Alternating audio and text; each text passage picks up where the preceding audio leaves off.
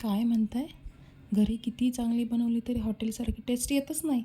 तर चला बनवा माझ्या पद्धतीने ढाबा स्टाईल अख्खा मसूर. चला तर रेसिपी पाहूया.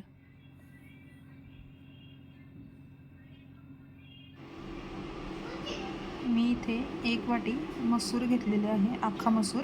आता आपण याला 2-3 पाण्याने स्वच्छ धुवून शिजत टाकूया. मी इथे कुकरमध्ये डाळ अख्खा मसूर घेतलेली आहे स्वच्छ धुवून. त्याच्यामध्ये हळद, मीठ आणि थोडंसं तेल टाकून आपण शिजवून घेऊया. 3 शिट्ट्यांमध्ये लगेच शिजतो मसूर. हे पहा, इथे आपला अख्खा मसूर शिजून झालेला आहे एकदम बरोबर. तर चला आपण फोडणी देऊया. कढई तापत ठेवलेली आहे आणि त्याच्यामध्ये आपण 2 पळ्या तेल टाकून घेऊ.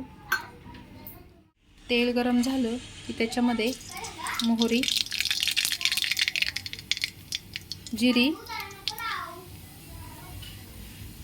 कढीपत्ता आणि हिंग टाकायचा थोडासा. कढीपत्ता मस्त आपला तडतडला की त्याच्यामध्ये 2 मोठे चिरलेले कांदे आणि कांदे मस्त गोल्डन ब्राऊन होईपर्यंत परतून घ्यायचे. ते आपला कांदा परतून झालेला आहे.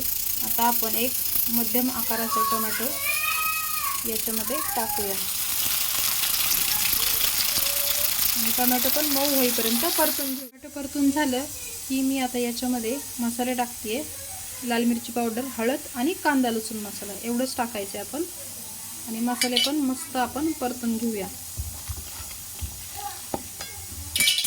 मसाले पण आपले इथं परतून झाले आहेत. आता आपण याच्यामध्ये शिजवलेला मसूर टाकूया. मिक्स करून घेऊया.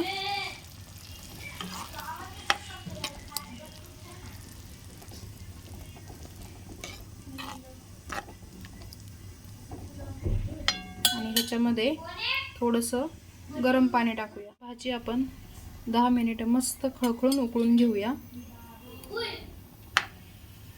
कलर पण पहा काय मस्त आलाय. आणि ही जराशी भाजी अशी त्याच्यामध्ये दाबायची, म्हणजे मसूर, म्हणजे अजून छान कन्सिस्टन्सी येते भाजीला. मस्त खळखळून उकळून घ्यायची. आणि तोपर्यंत मी लसूण ठेचून घेते दुसऱ्या तडक्यासाठी. आणि थोडंसं आता मीठ टाकूया, कारण आपण शिजताना पण मीठ टाकलेलं आहे. त्याच्यामुळे अगदी थोडंसं टाकूया, नाहीतर खारट होईल. मस्त उकळी येऊन द्यायची भाजीला. सुंदर कलर आलाय बघा. आता 10 मिनिटांनी भाजी उकळली की आता अजून त्याला दुसरा तडका दिला की अजून मस्त एकदम ढाबा स्टाईल आपली अख्खा मसूर तयार होईल. चला तर आपण दुसरा तडका देऊया. इथे मी तडका देण्यासाठी 1 चमचा तेल घेतलेला आहे. त्याच्यामध्ये बारीक ठेचलेला लसूण,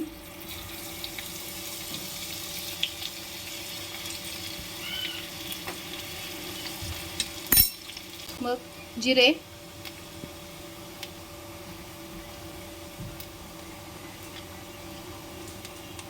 कढीपत्ता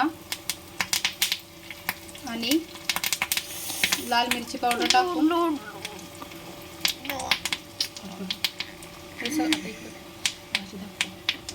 हे भाजीमध्ये टाकायचं.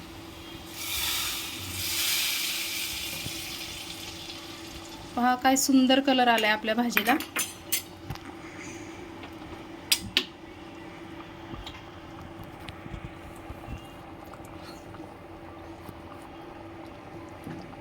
आणि आता ह्याच्यामध्ये भरपूर अशी कोथिंबीर टाकायची आणि 5 मिनिटं भाजी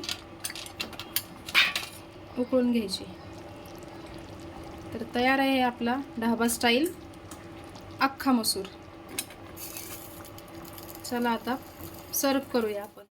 मी इथे लगेच चपात्या पण बनवून घेतल्या, कारण अख्खा मसूर बरोबर गरम गरम चपाती आणि गरम वाफळता भात खाण्यात काय वेगळीच मजा आहे. तर चला,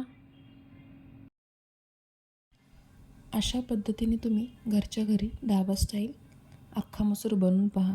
नक्कीच तुम्ही बाहेरची भाजी खाणं विसरून जाताल. तर इथे मस्तपैकी तयार आहे आपले अख्खा मसूर, गरम गरम वाफळता भात, कांदा आणि चपातीत. अशाच भन्नाट रेसिपीसाठी सबस्क्राईब करा.